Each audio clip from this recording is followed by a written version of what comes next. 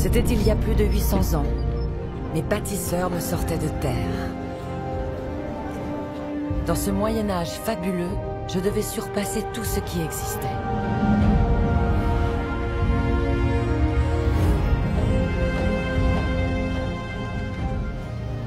Je suis Notre-Dame de Paris, et voici mon histoire.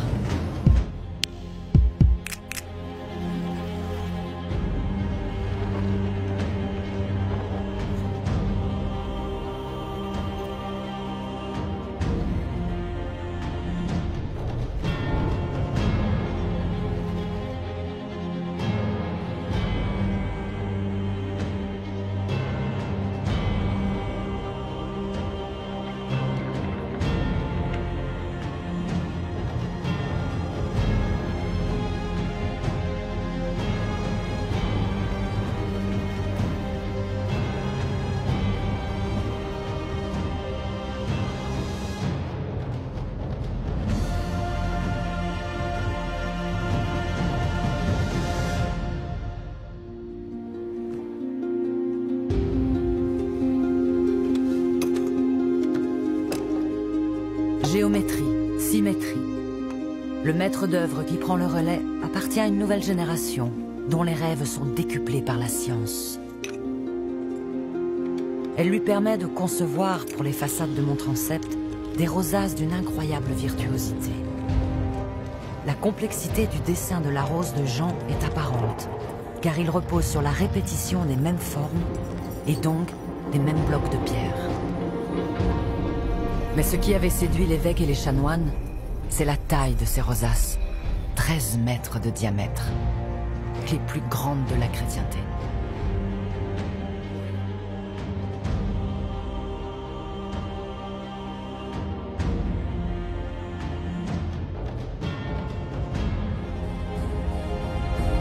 La façade nord du transept s'élève à vue d'œil.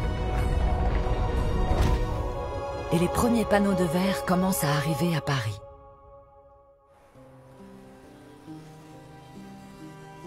Jamais Verrier n'avait entrepris des défis aussi titanesques.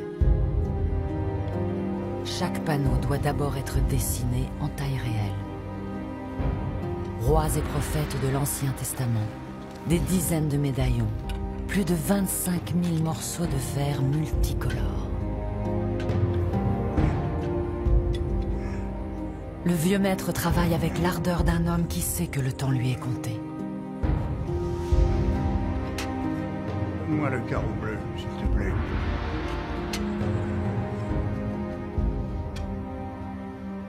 De toutes les couleurs, la plus précieuse est un bleu profond, celui des rois et de la Vierge.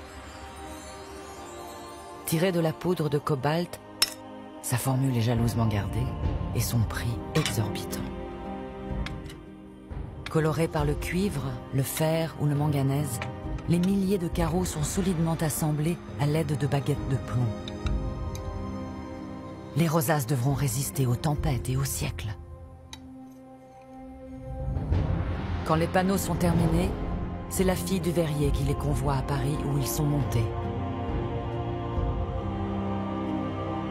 Pétale après pétale, ma rose commence à éclore.